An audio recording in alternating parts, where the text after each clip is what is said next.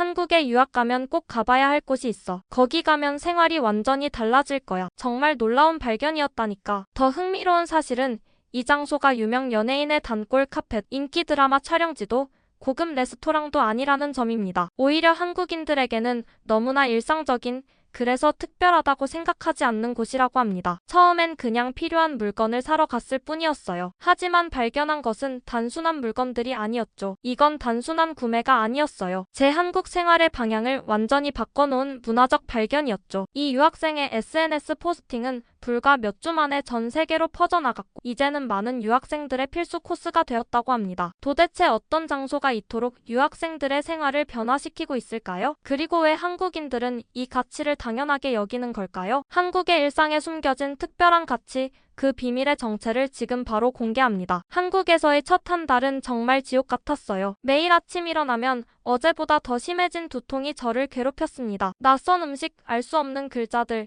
그리고 캐나다와는 180도 다른 생활 패턴까지. 한국 유학을 결정했던 제 선택을 수십 번은 후회했죠. 특히 기숙사 방은 정말 좁았어요. 캐나다에서 가져온 짐도 제대로 정리할 공간이 없었고 창문 하나 없는 답답한 공간에서 저는 날이 갈수록 우울해졌습니다. 에단 오늘도 힘들어 보이네. 룸메이트 민수의 말에 그냥 고개만 끄덕였어요. 한국어도 제대로 못하는 제가 외국인 전용 기숙사가 아닌 일반 기숙사에 배정된 것도 불운이었죠. 다행히 민수는 영어를 잘했지만 그 외에는 모든 게 불편했습니다. 방 정리부터 해야 마음이 좀 나아질 것 같은데 여기서 저렴하게 생필품 살 곳이 있을까요?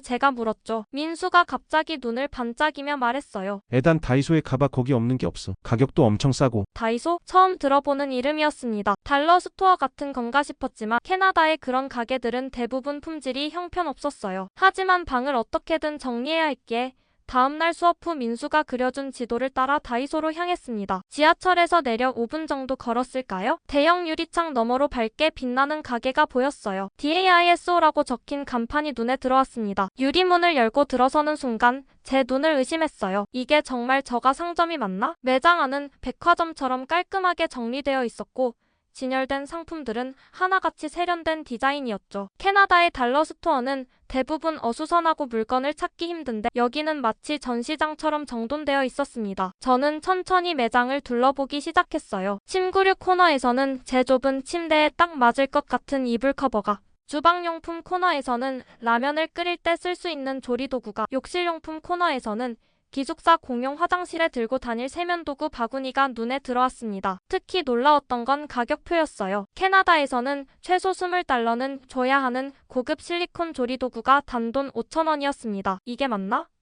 싶어 환율 계산을 몇 번이나 다시 했죠. 망설임 없이 장바구니에 물건들을 담았어요. 침대용 소형 테이블, 벽걸이 수납함, 책상 정리함, 실리콘 주거. 기숙사 방을 완전히 바꿀 수 있을 것 같았습니다. 계산대에 도착했을 때 총액은 3만 원 정도. 캐나다였다면 최소 100달러는 넘었을 거예요. 기숙사로 돌아오는 길, 묵직한 다이소 쇼핑백을 들고 있으니 처음으로 한국에서 뭔가 성취한 기분이 들었습니다. 방에 도착해 바로 정리를 시작했어요. 벽걸이 수납함을 달고 책상 위에 정리함을 놓고 침대 옆에는 소형 테이블을 배치했죠. 2시간 만에 제 방은 완전히 달라졌어요. 좁은 공간이 갑자기 넓어 보였고 답답함 대신 아늑함이 느껴졌습니다. 민수가 방에 들어와 놀란 표정을 지었어요. 와, 다이소 제대로 털었네. 방이 완전 다르게 보인다. 그날 밤 저는 오랜만에 편안하게 잠들 수 있었습니다. 다음 날부터는 한국 생활에 대한 태도도 조금씩 바뀌기 시작했어요. 모든 걸 불평하던 제가 이제는 새로운 것을 발견하는 재미를 느끼기 시작했죠. 일주일에 한두 번은 꼭 다이소에 들렀습니다. 매번 새로운 발견이 있었어요. 특히 놀라웠던 건 계절마다,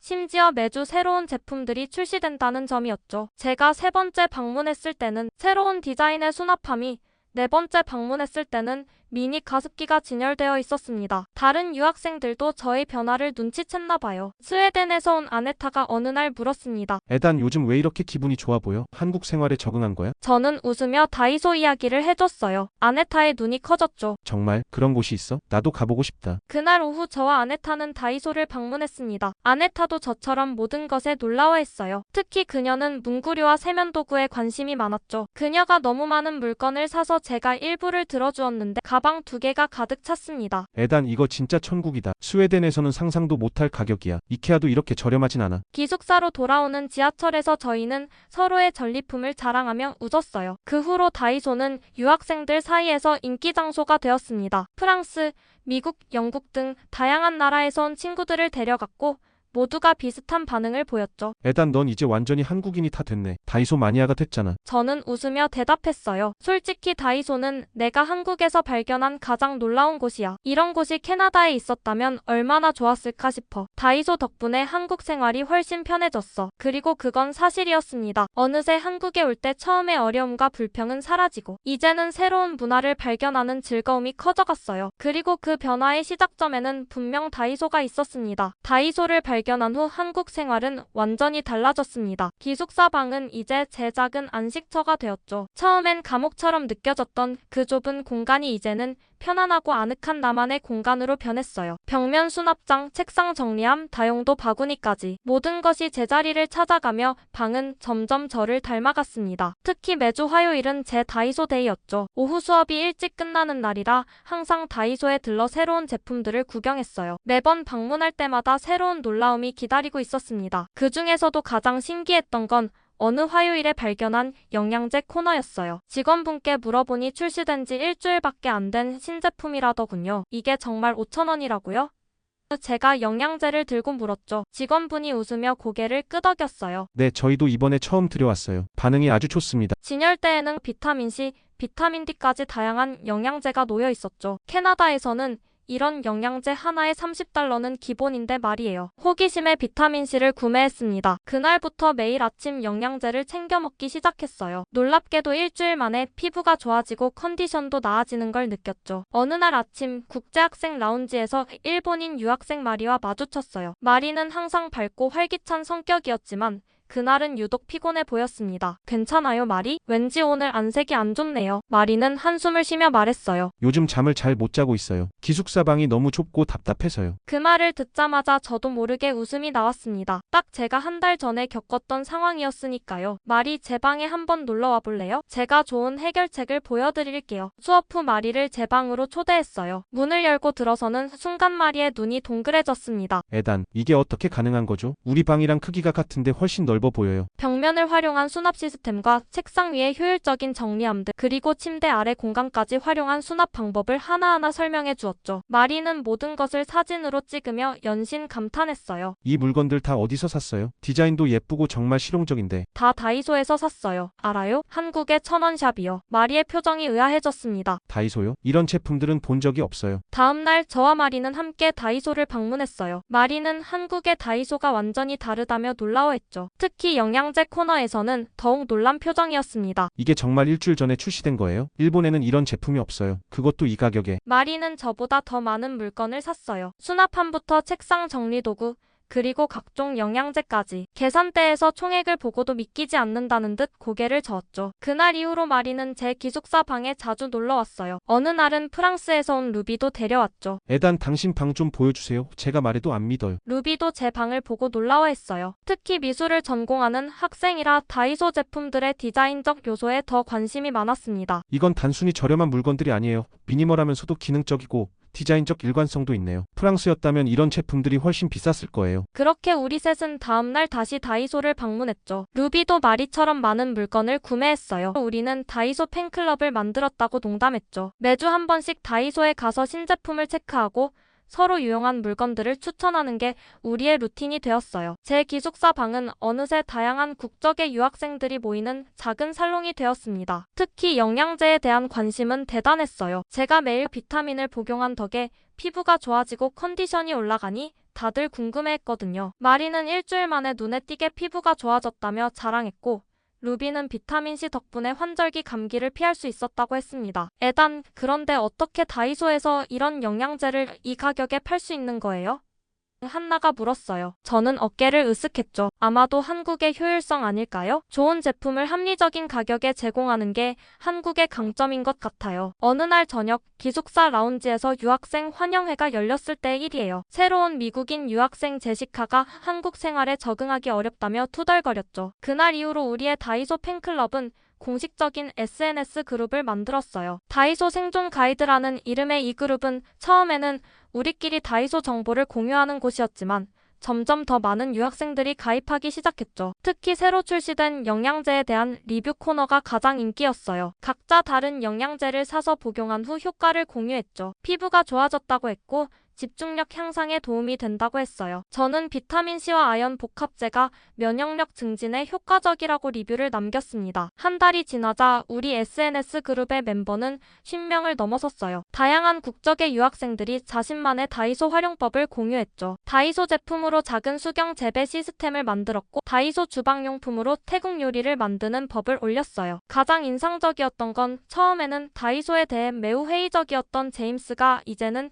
가장 열성적인 팬이 되었거든요. 심지어 그는 다이소 제품들을 활용해 작은 미니 홈바를 만들었는데 이게 SNS에서 큰 화제가 됐어요. 에단 우리가 작은 혁명을 일으킨 것 같아요. 마리가 어느 날 웃으며 말했죠. 그 말에 고개를 끄덕였어요. 단순한 쇼핑을 넘어 우리는 서로의 문화를 나누고 한국 생활의 지혜를 공유하는 작은 커뮤니티를 만들어냈으니까요. 그리고 그 중심에는 항상 다이소가 있었습니다. 어느 날 저녁 기숙사 관리자가 저를 불렀어요. 에단, 최근에 많은 유학생들이 너의 방에 모이고 있다고 들었어. 무슨 일 있는 거니? 저는 솔직하게 다이소 이야기를 해드렸습니다. 관리자분은 잠시 생각하더니 미소를 지으셨어요. 그런 좋은 정보를 공유하고 있었구나. 다음 주에 신입 유학생 오리엔테이션이 있는데 거기서 내가 한국 생활 적응에 대한 팁을 좀 나눠주면 어떨까? 이렇게 해서 저는 공식적으로 다이소 전도사가 되었답니다. 신입생 오리엔테이션에서 한국 생활 적응을 위한 팁을 나누는 세션을 맡게 되었죠. 그리고 물론 그 중심에는 다이소가 있었어요. 방학을 맞아 캐나다로 돌아가는 비행기에 앉아 저는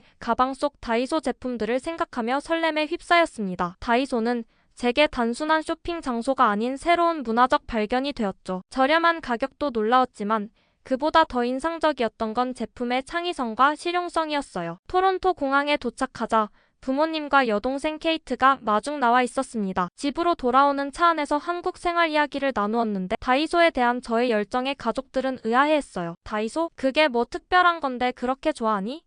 아빠가 백미러로 의아한 표정을 지으셨죠. 단순히 저렴해서가 아니에요. 디자인과 기능성, 그리고 이 모든 걸 합리적인 가격에 제공하는 철학이 놀라웠어요. 집에 도착한 후 저는 가방을 풀고 다이소 선물을 하나씩 꺼냈습니다. 엄마에게는 주방 소품들, 아빠에게는 미니 공구 세트, 케이트에게는 문구류와 LED 무드 등이었어요. 와, 이 디자인.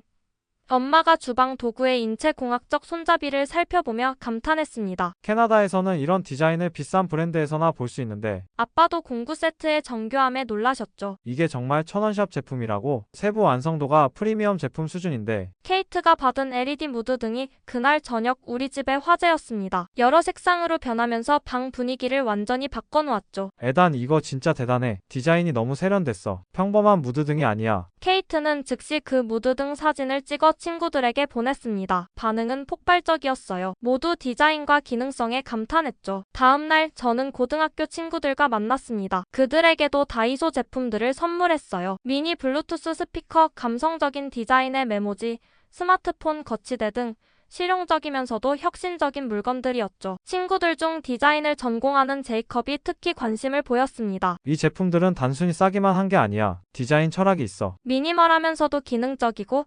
실용적이면서도 미적 요소를 잃지 않았어. 소셜미디어 마케팅 회사에서 일하는 친구 제이슨도 흥미로워했어요. 요즘 사람들이 원하는 건 단순히 럭셔리한 제품이 아니라 이런 스마트한 소비야. 좋은 디자인, 기능성, 그리고 합리적인 가격이 결합된 제품. 제이슨의 조언에 따라 저는 다이소 제품의 디자인과 혁신성을 강조한 포스팅을 만들었어요. LED 무드 등의 색상 변화와 인체공학적 디자인을 보여주는 영상에 한국의 디자인 혁신, 다이소라는 캡션과 함께 해시태그 다이소 이기적 해시태그를 달아 인스타그램과 틱톡에 올렸습니다. 아침에 일어나자 휴대폰은 알림으로 가득했습니다. 제 틱톡 영상은 10만 뷰를 넘었어요. 댓글들은 단순히 가격에 놀라는 것을 넘어 디자인과 기능성에 주목했습니다. 이런 디자인 철학이 한국 기업의 성공 비결인가? 미니멀하면서도 기능적인 디자인이 정말 인상적이네요. 단순히 저렴한 게 아니라 스마트한 소비 문화를 보여주는 것 같아요. 그의 조언대로 저는 다이소 제품들의 혁신적인 측면을 소개하기 시작했습니다. 접이식 구조로 공간을 절약하는 수납함,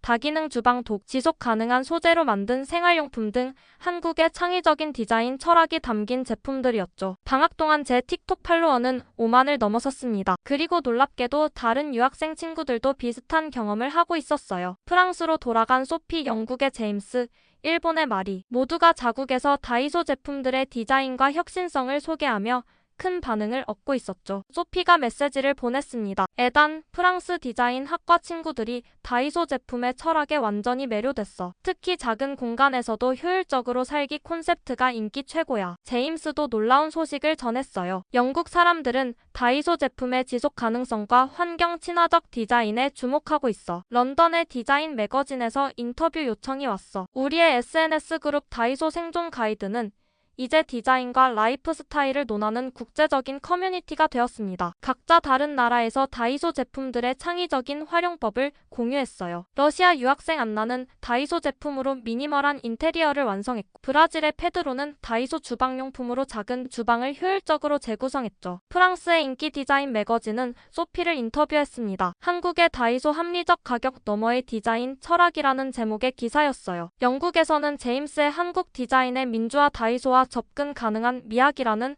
블로그 글이 디자인 커뮤니티에서 화제가 되었고요. 세계 각국에서 한국 디자인과 다이소에 대한 관심이 급증했습니다. 디자인 전공자들은 한국의 실용적 미니멀리즘을 배우려면 다이소부터 방문해야 한다는 조언을 들었고, 인테리어 블로거들은 다이소 제품을 활용한 스타일링 팁을 공유하기 시작했어요. 특히 공간 활용에 최적화된 접이식 가구, 다기능 주방 도구, 미니멀한 인테리어 소품 같은 혁신적인 제품들은 국제적인 인기를 끌었습니다. 각국의 SNS에서는 해시태그 다이소 디자인, 해시태그 한국의 미니멀리즘 같은 해시태그가 트렌드가 되었어요. 방학이 끝나갈 무렵 저는 한국으로 돌아갈 준비를 하며 생각했습니다. 처음 다이소를 발견했을 때는 그저 저렴한 생필품을 찾던 유학생이었는데, 이제는 한국의 디자인 철학과 라이프 스타일을 세계에 소개하는 문화 전도사가 되었네요. 방학을 마치고 한국으로 돌아오는 비행기 안에서 창밖을 바라보며 지난 유학 생활을 돌아봤습니다. 다이소를 처음 발견했던 그날부터 오늘까지 제 삶의 관점이 완전히 바뀌었어요. 단순히 물건을 사는 장소가 아니라